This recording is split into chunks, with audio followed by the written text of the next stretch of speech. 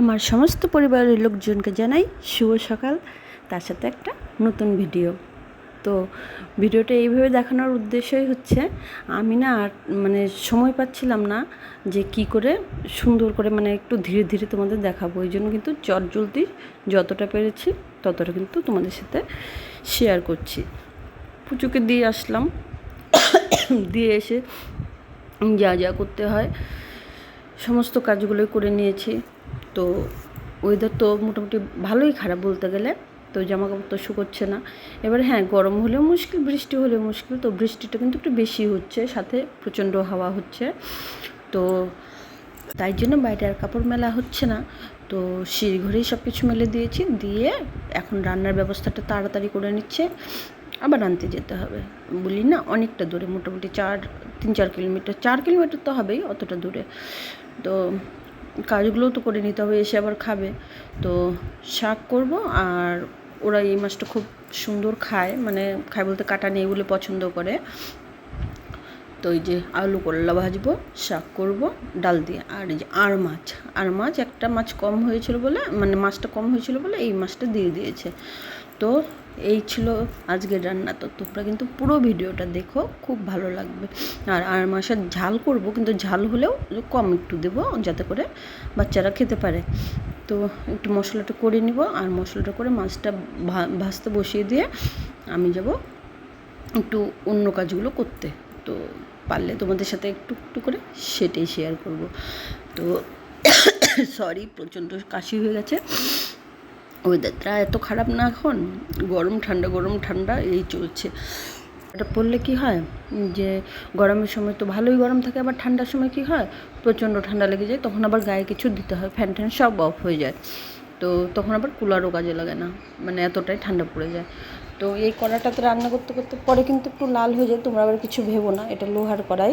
আর এই মাছটা হতে থাক, আমি ততক্ষণে এই যে সব অন্ধকার হয়ে গেছে, মানে এতটাই আকাশটা খারাপ। তো এর ফাঁকে আমি একটু মুছে ঘষেগুলো করে নিই। তো রান্নাও হতে থাকুক, এদিকে আমার কাজও হতে থাক। তো তোমাদের সাথে গল্প করতে থাকি। আমার খুব ভালো লাগে তোমাদের সাথে গল্প করতে, মানে এটা তো ভিডিওর মধ্যে করি বলে, কিন্তু আমি লোকের সাথে মিশতে পছন্দ করি, কথা বলতেও কিন্তু খুব পছন্দ করি। আর সেই জন্য কিন্তু সবাই ভাবে কি একটু বোকা ভাবে, মানে কথাবার্তা একটু বেশি বলি। তো যাই হোক, ওটা কোনো ব্যাপার না, যেরকম ভাবে সেরকম সরল সিধাভাবে চলি, এটাই হচ্ছে আমার কথা। এখন কী ভাবলো ভাবুক। তো সকালবেলা ঠান্ডা লেগেছিল বলে পুচু এটা গায়ে দিয়ে সোফাতে বসেছিল। তো এগুলো আমি একটু এখন গুছিয়ে নেবো, কারণ আসলে আবার নোংরা করে ফেলবে। তো তার আগে যতটা হয়। তো এই যে মাছ ভাজাগুলো হয়েই গেছে প্রায়, আর মাছ তো বেশি ভাজবো না। তো এই মাছটা আবার ভাজবো ভালো করে। তো ভেজে তুলে নিয়ে তারপরে এটার ওই গ্রেভি দিয়ে যা হয় আর কি, ঝাল বলো না যাই বলো, ওটাই এটা করবো। আর ওই পাশে ভাতও বসিয়ে দিয়েছি। তার সাথে সাথে আবার সবগুলো রান্নায় ধীরে ধীরে কেটে বেছে নিয়েছি যখন। তো করতে বেশিক্ষণ সময় লাগবে না, কিন্তু করাটা একটু টাফ, মানে অনেকটা সময় থাকতে হবে দাঁড়িয়ে, অনেকটা রান্নাই করব। আর এমনি বাচ্চারা শাক খেতে চায় না, তো শাকটা ডাল দিয়ে করলে আবার ওরা খায়। তাই জন্য এই শাকটা আমি ডাল দিয়েই করছি। এমনি পাট শাকও যেমন ডাল দিয়ে খায় ভালো করেই, তো এই শাকটাও ডাল দিয়ে কিন্তু খুব সুন্দরভাবে খায়। তাই জন্য এই শাকটা করলাম, কারণ শাকটা খাওয়া দরকার, আর ওরা একদম শাক ছুতে চায় না। তো এই যে গ্রেভিটাকে ভালো করে একটু কষিয়ে নিয়ে মাছ দিয়ে একবারে কষিয়ে নেবো, কষিয়ে নিয়ে হালকা একটু জল দিয়ে একটু ফুটবো, কারণ না ফুটালে তো আবার মাছটার ভিতরে নুন ঢুকবে না, ভালো লাগবে না খেতে।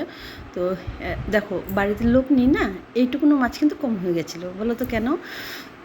একজন দু পিস করে দুপুরে খেয়ে নিয়েছে, বলছে মা মাছ দাও না, মানে খুব ভালো লেগেছে। তো আনতে হবে আরেকদিন আর মাছ। তো বাজার যাওয়া তো হয় না সচরাচর। তো এই যে মোটামুটি আমার আর মাছটা কমপ্লিট হয়ে গেছে। এবার অন্য রান্নাগুলো করে নিই, শাকটা করে নেব, আর আরও করলা ভাজে। তোমাদের কার পছন্দ আর মাছ জানিও কিন্তু, আর এটা খাও কি না সেটাও জানিও। আর মাছের কী খাওয়া যায় সেটাও বলো, কারণ আমি আর মাছ খুব একটা বেশি যে খাই সেটা খাই না, কারণ আনাও হয় না। ওটা তো এনে দেয় মামা, মানে পাশের বাড়ির মামা। তো তোমরা কী ভাববে না ভাববে ভেবে আমি আবার কড়াটা কিন্তু একটু মেজেই নিলাম, দেখতে কেমন দেখাচ্ছিল না। তো মাজলে আবার পরিষ্কার হয়ে যায় সঙ্গে সঙ্গে, কিন্তু ওই যে আবার একটুখানি রান্না করলে আবার ওরকম কালো হয়ে যাবে। তো এই ছিল আমার আজকের মেনু, আমি তোমাদের সাথে শেয়ার করলাম। যদি ভুল কিছু হয়ে থাকে সেটার জন্য ক্ষমা চেয়ে নিচ্ছি। আর রসুন পেঁয়াজ দুটোই কিন্তু আমি দিলাম সংবাসে। আর এই শাকটা তোমরা যদি এইভাবে না খেয়ে থাকো একবার খেয়ে দেখো, খুব টেস্ট হয়, মানে মনে হয় শাক দিয়ে ভাত খাই। আর ডালটা আমি ভিজিয়ে রেখেছিলাম অনেকক্ষণ আগেই, প্রায় ঘন্টা 2-1 আগের। তো ওই যে ডালটা একটু জল সহই দিলাম যাতে করে ফেটে যায়। তো শাকটা একটু বয়েল করে নিয়েছিলাম, তো শাকটাও দিয়ে দিলাম। তো বেশ কিছুক্ষণ এটাকে এইভাবে নাড়াচাড়া করে করে নামিয়ে দেবো।